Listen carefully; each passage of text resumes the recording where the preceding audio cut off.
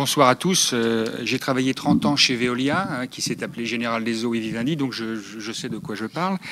Je travaille à la fondation de Madame Mitterrand sur les questions de l'eau. Oui, donc j'ai travaillé 30 ans dans cette bonne société qui est Veolia, vous entendez là?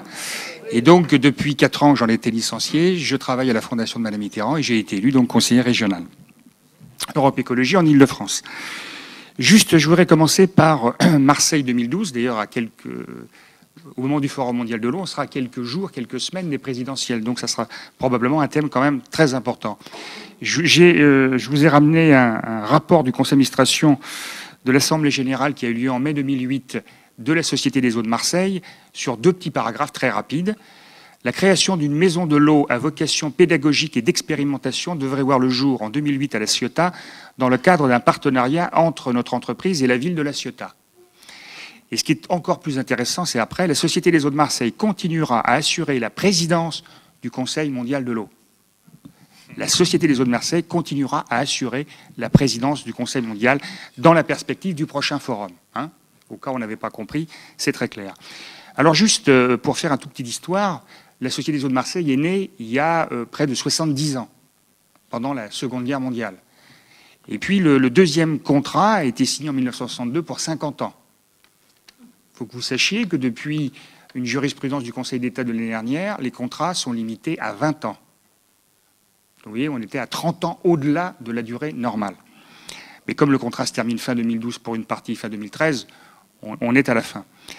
Société qui a été épinglée puisque c'est une société qui a appartenu donc à près de 50% Veolia et 50% Suez. En 2002, par le Conseil de la concurrence, il a fallu attendre près de 8 ans pour que ça appartienne, en tout cas sur une certaine partie, à Veolia.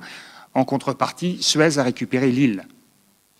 Il y avait 12 villes dans le même cas que Marseille, Lille, la Martinique, la Guyane, Saint-Étienne, Vichy, Douai. Vichy? Oui, Vichy, comme l'autre Vichy, voilà.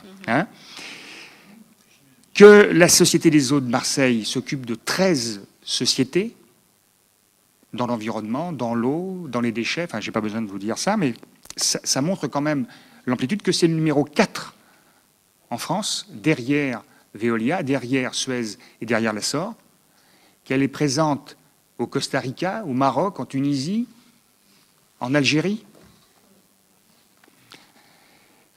Et que donc, Madame Mitterrand et un certain nombre d'associations présentes le 5 février devant le siège de Veolia, on a demandé, et nous demandons toujours aujourd'hui, la démission immédiate du président Fauchon, qui est dans un conflit d'intérêts énorme, puisqu'il est président de la société qui appartient à Veolia. Lui-même a toujours été payé par Veolia, d'ailleurs. C'est un cadre de Veolia.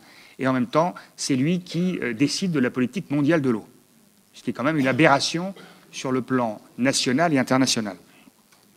Alors, il faut que vous sachiez que dans ce conseil d'administration, il y avait quelques personnalités comme M. Proglio et son successeur, M. Frérot, M. Girardot, qui est en même temps le vice-président de M. Santini à l'agence de l'eau Seine-Normandie, M. Guirquinger, président de la Lyonnaise des eaux Suez, etc.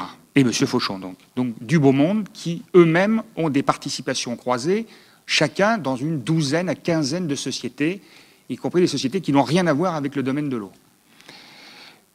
Et que dans le Conseil mondial de l'eau, évidemment, nous retrouvons ces sociétés, mais nous retrouvons Evian et surtout Areva. Et la présidente d'Areva se trouve être dans le conseil d'administration de Suez. Vous voyez, c'est un monde assez... Oui, pardon, ça sera mieux comme ça, merci. C'est de l'eau lourde. C'est de l'eau lourde. D'ailleurs, moi, je termine, mais là, je ne terminerai pas, en disant que le problème de l'eau, c'est la lutte du pot de terre contre le pot de vin. Vous voyez, ça résume assez bien la situation. Et il y a un autre terme qui est utilisé dans un film qui a été produit il y a quelques mois, qui est un film qui s'appelle L'Or Bleu, d'un Belge, où à un moment, le responsable de la Lyonnaise des eaux du Maroc, qui s'appelle la LIDEC, dit comme ça directement, nous gérons l'eau à nos risques et profits. Eux, à nos risques et périls. Vous voyez ? Donc c'est resté évidemment dans le film. Et je vous conseille, j'en terminerai là-dessus, en tout cas pour cette histoire de Marseille, sur un film qui va sortir le 23 septembre un peu partout en France, malgré quelques difficultés, vous allez comprendre, fait par 2 Allemands qui ont fait au service public à vendre et qui s'appelle donc ce film Water Makes Money, l'eau fait de l'argent. Et nous sommes allés, avec ces 2 personnes-là, visiter le Conseil mondial de l'eau. Je vous invite, pour ceux qui habitent Marseille, qui n'ont pas encore visité à trouver exactement l'emplacement du Conseil mondial de l'eau.